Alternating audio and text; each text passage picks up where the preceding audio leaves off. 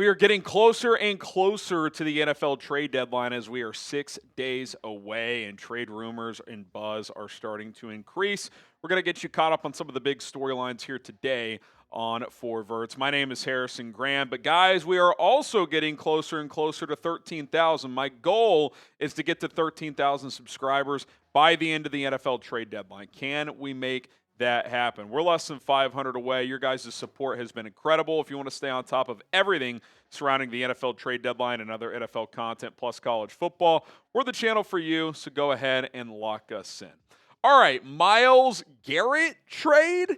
You heard that. Myles Garrett trade? It doesn't sound likely, but Jeremy Fowler kind of dug into this because clearly if you're watching the Browns and if you're listening to Myles Garrett every week, he's frustrated as hell that it's the same story every week. He had 5 sacks last week and they got blown out. Now, no one forced him to sign the contract that he did when he was full steam ahead last offseason, but maybe, just maybe, the Browns say, screw it, we'll go ahead and trade him. Here's a long chunk of what Jeremy Fowler wrote up on ESPN.com in his trade article today. He said, remember back during Super Bowl week when Garrett was publicly telling everyone he wanted to be traded out of Cleveland and that it wasn't about a new contract, but rather about not being able to take all the losing? And then a few weeks later, he signed a 4-year, $160 million extension with the Browns. All that seemed to take away the possibility that Garrett could be traded out of Cleveland and cement the likelihood that he would spend the remainder of his career in Cleveland.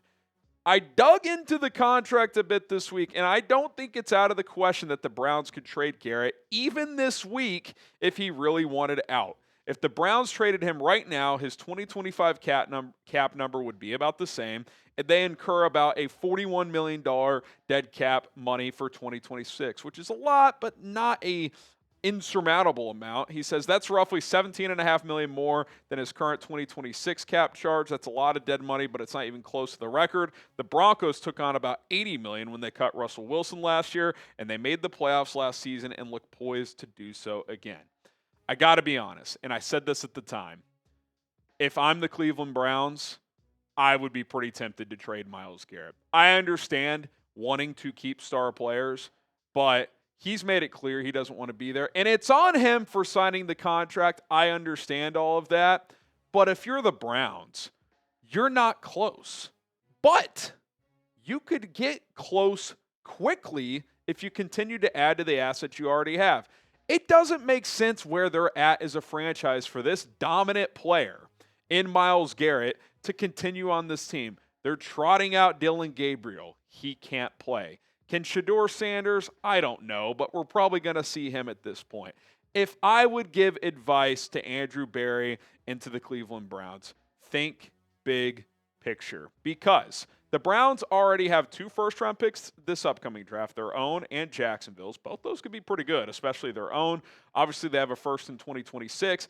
You could add a first to each of those drafts, so you would have 3 next year and 2 in 2026 by trading Myles Garrett, plus probably at least 1 additional pick. You probably wouldn't get a 3rd first for Myles, but you could get a day 2 pick, or maybe you get a young player, something like that. The Micah Parsons trade, but maybe a little bit more. You could fast-track a rebuild pretty quickly. And by the way, the Deshaun Watson contract anchor is still hovering over this team. So how do you kind of work around that, plus this potential dead cap money number in Myles Garrett? You draft young, talented, and have cheap players on your books. So you get all these draft picks, and by the way, you could trade out of some of those during the draft, whatever, have even more picks. You could have 5, 6, 7 good players pretty quick if you draft well. 6, 7, some might say. So if I'm the Browns, I'm seriously considering this. If I'm Myles Garrett, I'm trying to set up a meeting and say, look, I know I took the money. It makes sense for both sides to part ways, though. And by the way, he turns 30 in a couple months. That once that number hits 3 on the front, it's harder to trade players. It just is. It just is. His value will never be higher. He is still dominant. He is the best pass rusher in the league. Trade him while you can get a blockbuster offer. That is what my advice would be to the Cleveland Browns. Should the Browns trade Myles Garrett? You guys know where I stand. I would have traded him this offseason. I wouldn't have even offered him that contract. I would have just opened a bidding war. And who knows what you could have gotten then. But I think you get a huge offer now because it's kind of a wide open season in the NFL. Some contender trades for Myles Garrett, that could be the difference in winning a Super Bowl. All right, some conflicting reports when it comes to Kavon Thibodeaux with the New York Giants, as Jordan Schultz kind of hinted that he could be available. Others have shot that down. Let's kind of get caught up on the latest here. Jordan Schultz yesterday saying another name to watch is Giants edge Kavon Thibodeaux. He's under contract another year after this season. That's with the fifth-year option, by the way, about $14 million. But some around the league have wondered whether he's a part of New York's long-term plans and if he could become available with the Giants sitting at 2-6. Teams are actively exploring the pass rush trade market, but movement has been slow, in part because there are so many available options. Now, Mike Garafolo dismissed that. He said that they are not currently planning on trading him, yada, yada, yada. Ian Rappaport, his colleague at NFL Network, said they didn't build up the defensive front only to start tearing it down. Now, if you want to look between the lines, is that true, honest reporting? I wouldn't say it's not, but also Schultz and Rappaport, Schultz and the NFL Network have beef, if you remember all those stories from Super Bowl week. So take that with a grain of salt. Kavon Thibodeaux is an interesting player because he's having a career year from a run defensive standpoint. He's graded out as one of the best edge-setting run defenders in the NFL this year. He's like top 3 in every category. Pass rush has been hit and miss. He's only gotten 2.5 sacks this year. He does have 25 pressures, but that pressure rate isn't great. So, I would put him in the good, not great category. So I wonder if the Giants are looking at this and saying, okay, we got another year of team control over him. We don't really plan on trading him, but you offer a first-round pick, we'd consider it. They drafted him in the top 10 4 years ago. He's obviously been a good player. I don't know if he's lived up to being a star, but he is a very, very nice player that you would be comfortable giving a second contract to. But at the same time, they're not contending. Abdul Carter just got drafted. You already have Brian Burns under contract. Does it make sense to pay another edge rusher, I don't know, at least $20 million per year, if not more, which is what Thibodeaux would cost? So I kind of wonder if Joe Schoen and the Giants are kind of leaking it out, missed reports to kind of gauge the interest. And if they do get a team to bite for a first-round pick, I think maybe they would consider it at that point. All right, today's show is sponsored by Prize Picks. The hard-hitting football action is even better with Prize Picks.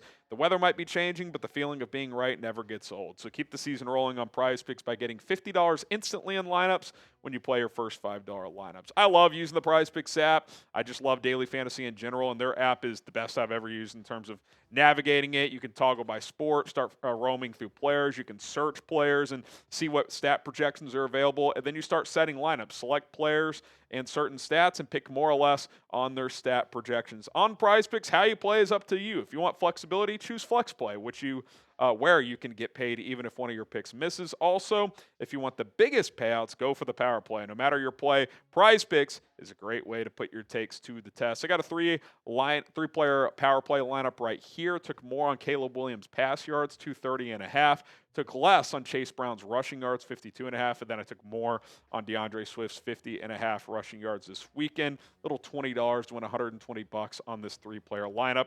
Download the Prize Picks app today. Use our code CLNS to get $50 in lineups after you play your first $5 lineup. That is code CLNS to get $50 in lineups after you play your first $5 lineup. Prize Picks, it's good to be right. Okay, let's stick with the defensive line theme. Quinnen Williams, who we've talked about a couple times.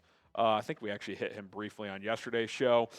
Jordan Schultz says that teams are interested in him. The Jets are getting calls on their 28-year-old defensive tackle. He said this, quote, he said, the Jets don't want to trade him, but they are willing to listen.